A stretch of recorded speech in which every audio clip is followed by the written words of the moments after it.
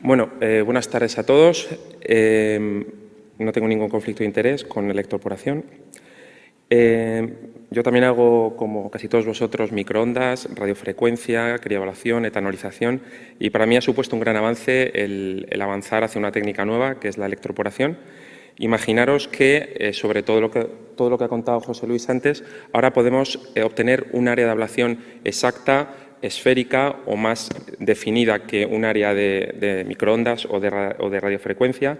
Imaginaros que podemos emplear agujas de menor calibre, un 19G, que no empleamos calor, no es una ablación térmica, que esto tiene sus ventajas. Sobre todo, imaginaros que la energía no se disipa por las estructuras vasculares, con lo cual ni dañamos las venas, ni dañamos las arterias y tampoco tenemos mayor recurrencia porque no quemamos lo suficiente, ¿no?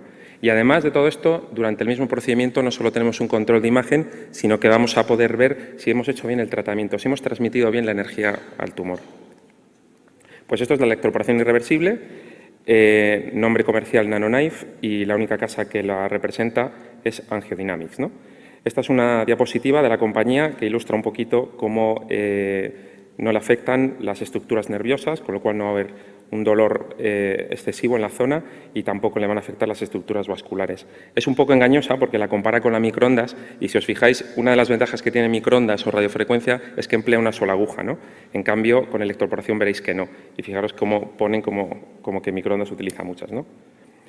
Esto es muy curioso. Cuando hacemos un área de ablación con electroporación, tenemos este tejido, como el que veis ahí, como pseudoquemado, pero a lo largo de los días ese tejido entra en apoptosis, como veremos luego, y es restaurado por tejido normal. O sea, lo que no nos vamos a encontrar es un agujero negro, necrótico, como vemos con las técnicas ablativas térmicas.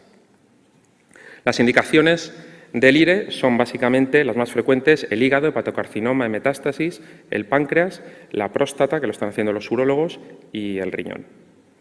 Esto de la electroporación no es nada nuevo, ya lo hacían los oncólogos. Aprovechaban el colocar unos electrodos al paciente cuando le daban la quimioterapia, producían un tiempo de descarga eléctrica durante el cual las membranas de las células se creaban unos poros transitorios, y en ese momento de permeabilidad incrementada de la célula lo que hacían era poner la quimio para que la absorbiera, ¿no?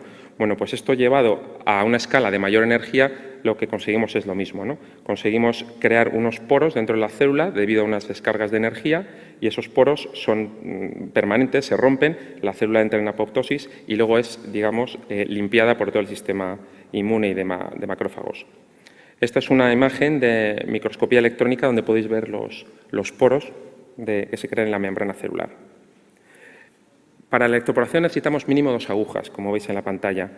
Se produce una diferencia potencial, una energía que va de una aguja a otra, y entre esas 2 agujas se produce un campo de ablación que es de ablación irreversible, pero lógicamente cuando más nos alejemos crearemos una zona de electroporación reversible, que puede tener alguna ventaja como os mostraré al final. Esta es la gran ventaja para mí: todo lo que tenga colágeno no se afecta, no se crean poros, la energía cruza todo ese tejido, con lo cual no se afectan vasos, nervios, el uréter y la pelvis no se van a quemar ni se van a dañar, y la vía biliar tampoco. El mecanismo de muerte es totalmente distinto a lo que os ha presentado José Luis. En su caso es necrosis, es un mecanismo más violento de muerte celular, donde se estallan todas las células, se vuelca todo el contenido de las células, se produce una mayor reacción inflamatoria. En este caso semeja más a la muerte natural de la célula, es una apoptosis, una muerte controlada, en la cual la respuesta inflamatoria es mucho menor y el mecanismo inmunológico pues, también es distinto. Es distinto, pero tampoco se conoce. Se ha visto que no solo hay un mecanismo local, sino que hay un mecanismo a distancia. Se ha visto en algunos pacientes que a distancia no ocurre nada, pero se ha visto en otros pacientes, curiosamente, como en el caso de este cáncer de páncreas tratado con IRE, como a distancia adenopatías, sin ser tratadas con ningún otro tratamiento, han ido disminuyendo de tamaño. Este es el equipo de NanoKnife, es un generador pequeño y se conectan...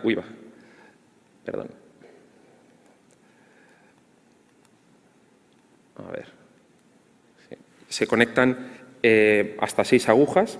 Las agujas son un poco como las del 19G, como las de radiofrecuencia, y tú puedes variar el área activa de la punta. Lógicamente transmitimos corriente, con lo cual tenemos mucho riesgo de desencadenar arritmias en un paciente. Para ello, los pulsos de corriente se emiten sincronizados con la frecuencia cardíaca del paciente.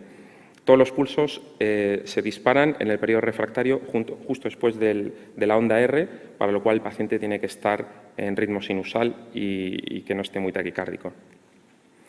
La planificación la haces con un software que trae integrada la máquina y tú puedes planificar según el volumen tumoral y el área de seguridad. El utilizar de 2 a 6 agujas, puedes cambiarlas en distancia y obtienes distintos modelos matemáticos de ablación. La única consideración que tienes que tener es que las agujas siempre tienen que estar paralelas a un máximo de 2 centímetros. Si no, la máquina directamente no funciona. Todos estos parámetros son los que influyen en la electroporación. Al principio es fundamental el apoyo por parte de la casa comercial porque es un poco complejo el comprenderlos y el cambiarlos, pero básicamente los que sí que vais a tener que manejar desde el principio van a ser la distancia entre los electrodos y el área de exposición que tenéis en la punta, ¿no? Al final, lo que estamos haciendo es emitir una energía sobre un tumor a través de un voltaje. El tejido o el tumor tiene una resistencia y debido a esa resistencia va a pasar una corriente. Según la corriente que pase por el tumor, yo sé si la ablación ha sido efectiva o no. En la curva, en la parte del medio, podéis ver que cuando pasa, estos son los pulsos que yo he emitido, cuando pasa de 20 amperios la corriente a través del tumor, significa que he conseguido una ablación buena. Y si encima, a lo largo del tiempo, obtengo un crecimiento en el amperaje, significa que he conseguido machacar la resistencia de ese tejido, con lo cual pasa más corriente. O sea, esta sería una respuesta buena tumoral. Tengo un vídeo, si da tiempo lo pongo al final, yo creo que lo paso. Inconvenientes, la dificultad técnica. No es lo mismo colocar una aguja en el centro de una lesión que colocar 6 agujas, agujas finas y además paralelas. Otro inconveniente, dispositivos metálicos. Si tienen clips quirúrgicos o si tienen estructuras metálicas, como por ejemplo un stent biliar, pues no se puede hacer, ¿no? Porque se alteraría todo el campo de ablación. Complicaciones, el que creemos nosotros arritmias, sobre todo si trabajamos cerca del corazón, hipertensión, crisis hipertensiva, si trabajamos cerca del polo renal superior, y la anestesia general, que es obligatoria. Anestesia que se puede prolongar hasta 3-4 horas y en ocasiones con el paciente en prono. Inconvenientes también, la evidencia científica, es una técnica reciente, con lo cual todavía no hay mucha evidencia, y el precio. El precio más o menos equivaldría a 10 veces una ablación por radiofrecuencia. Hay que tener más cuidado con la planificación.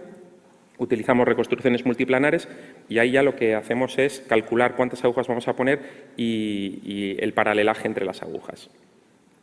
Problemas que podemos tener, las agujas son largas, pues que el paciente sea grueso, las agujas largas y que no nos quepa por el gantry, como podéis ver.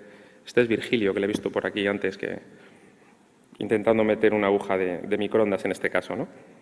Otro problema que podéis tener es cuando colocas las agujas en posición un poco medio lateral, que el mango se te venza un poquito y que pierdas el paralelaje. Con lo cual, lo ideal es o de disponer de medios de sujeción o trabajar lo más paralelo al plano de la mesa, como veis aquí, incluso utilizando unos sistemas de presillas para mantener el paralelaje. Esto es muy importante, es una técnica muy precisa, con lo cual el paciente debe estar en apnea. Un paciente en sedación consciente o un paciente con un respirador, la oscilación que hay de la lesión del diafragma puede llegar a los 2 centímetros, con lo cual te produciría muchos errores a la hora de colocar las agujas.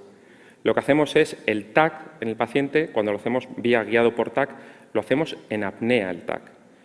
Y cada vez que colocamos una aguja, volvemos a colocar al paciente en apnea para que sea exactamente el mismo plano y no haya un cambio en la trayectoria de la aguja.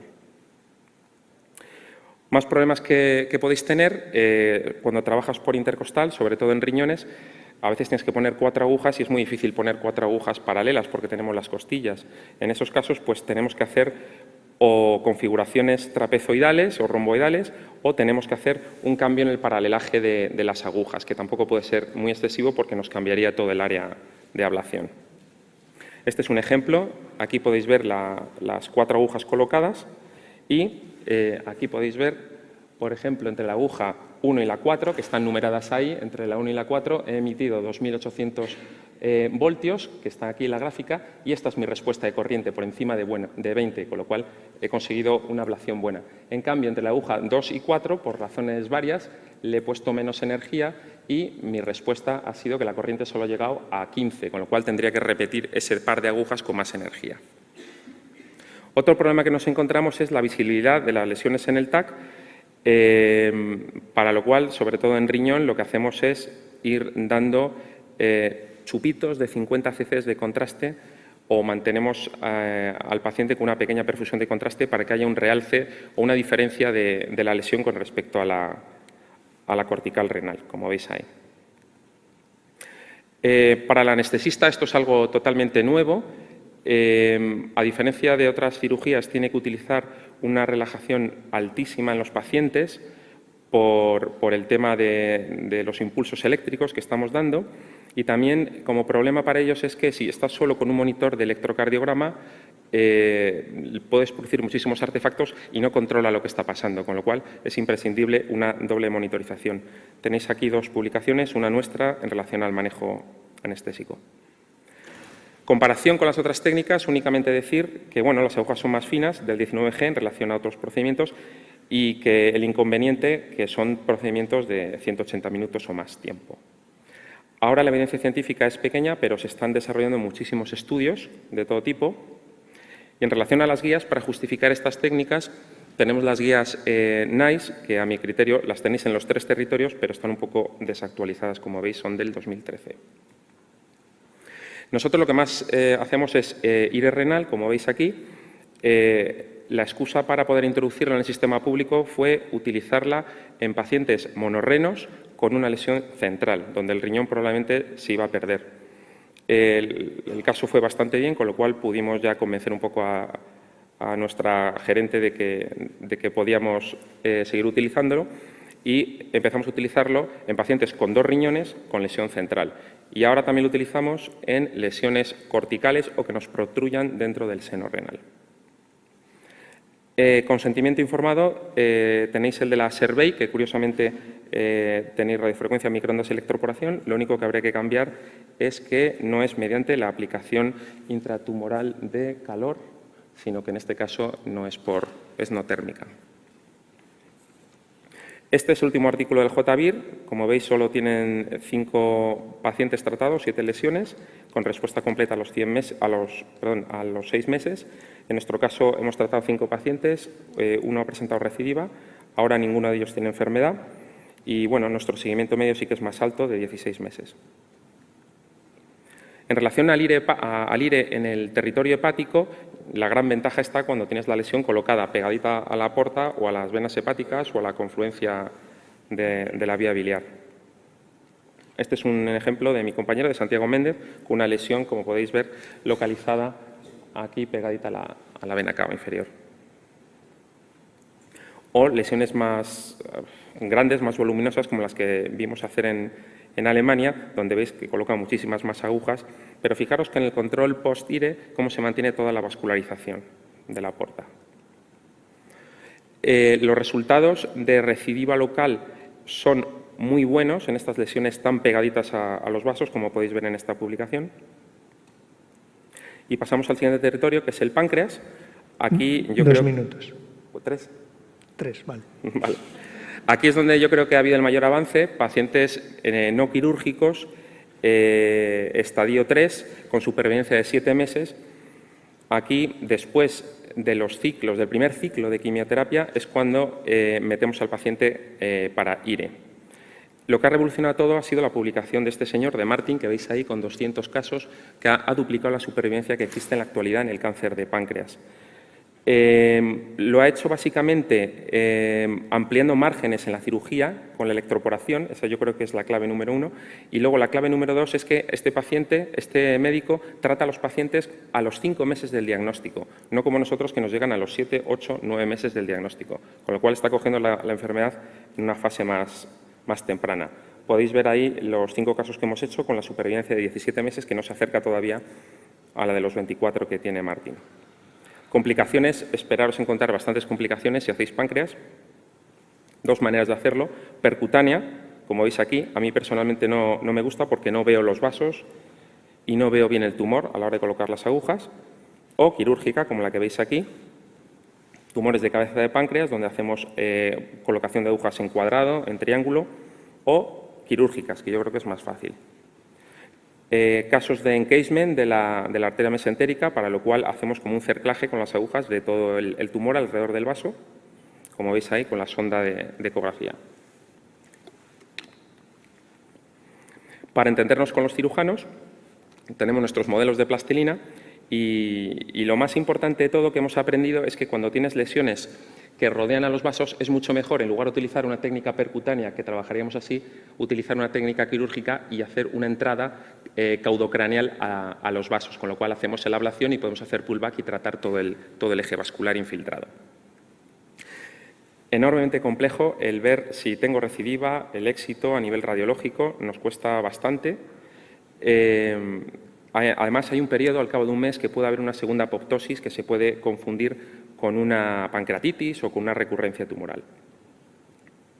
Normalmente, si el procedimiento va bien, se restaura el tejido, así que no esperéis encontrar un área de ablación negra como en microondas o radiofrecuencia, sino ver una restauración, por ejemplo, en este caso, como veis, a los 20 meses de la cortical.